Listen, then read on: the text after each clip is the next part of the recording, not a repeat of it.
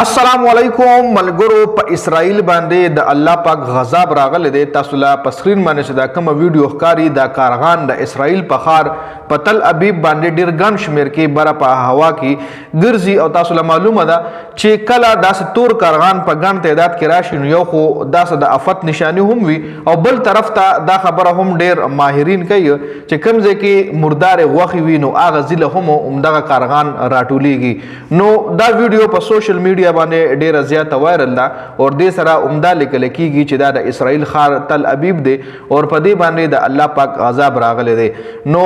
اوس حقیقت پکې څومره د خیر دغه ملکونه چې کوم دي د خدا سره قسم واقعیت د سوشل میډیا نه لري ساتي دینه دنیا نه خبرېږي چونکه څومره ډیره زیاته تباہی په دې کې شوې وي په دغه جنگ کې کم چې د ایران او د اسرائیلو نو پای کې به څومره غټه تباہی شوې وي خو د هغې حوالې سره په میډیا باندې هیڅ قسم ویډیو یا هیڅ قسم تصویر مونږ نه کاتو. نو دغه خلک داسې قسم واقعیت د سوشل میډیا نه لري ساتي.